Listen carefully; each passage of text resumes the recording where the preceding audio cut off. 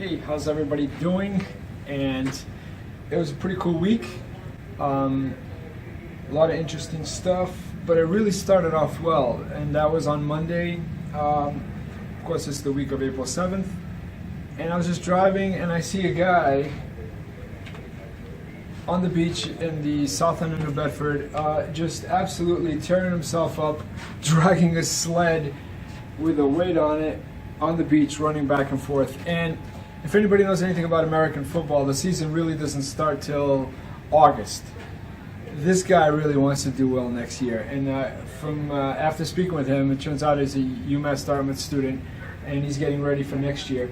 But I mean, the challenges of a photograph like that is obviously shooting straight into the sun, and it was really early in the morning. And of course, he's running back and forth as fast as he possibly can. So how do you keep from flares happening all over the picture? And that's to keep it as straight as possible relative to the sun. So any kind of angularity to the lens relative to the sun is going to create the flares. And when I shot this picture, I was actually running with a guy. So just pure luck that it worked out as well as it did.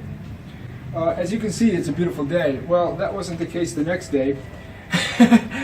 And I really felt bad for this kid. He's walking, and he must be like a Tabor Academy student or something. This is in Marion. He just got absolutely destroyed by that car. So again, it's anticipation, seeing what could happen, and I could see this kid walking, and I could see that it was just huge freestanding water everywhere. And I sat there, and sure enough, yep, it happened. Walking around the next day, so this is on Wednesday, and just walked into a barber shop. I saw there was some activity inside, walked in there, introduced myself, and just made an interesting photo out of it. And I mean, I call this like layered style, and obviously it's about the layers in the photograph and how it all works. I mean, a lot of times I don't think people use the foreground element to its full capability, and in this case the foreground element is what's out of focus, but it creates a border, it creates a frame for the rest of the photograph. I also started working on a piece on this the New Bedford Ballet, and you know, from what I understand, like every young girl always wanted to be a ballerina, and I love classical music and I love classical ballet, but a lot of times, you know, you see like a dance academy, and it's like all kinds of different types of dance, and there's nothing wrong with that, but this one's strictly classical ballet, and I've never actually seen that.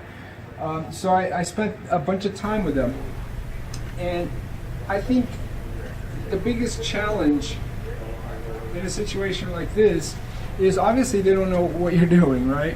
And you don't want to be sitting there talking to the kids, so you introduce yourself to whoever's running the program, and they happen to know who I was, so they facilitated the whole thing. And then it's just basically becoming invisible. And how do you become invisible? Spend a lot of time just sitting there, observing. You don't even have to take photos, right? You become part of the wallpaper. In this case, there isn't any wallpaper, but you become part of the background. And that only comes with the idea that you're not going to sit there talking with them. You're not going to ask them questions. You're just going to observe and photograph. And that's the only way to get photographs that really capture the essence of what it is that you're trying to do. And this is the first visit, and I only spent like half an hour there because that's the only time I had. And I plan on going back and trying to create something cool out of this. So, cool week, and I'll see you next week.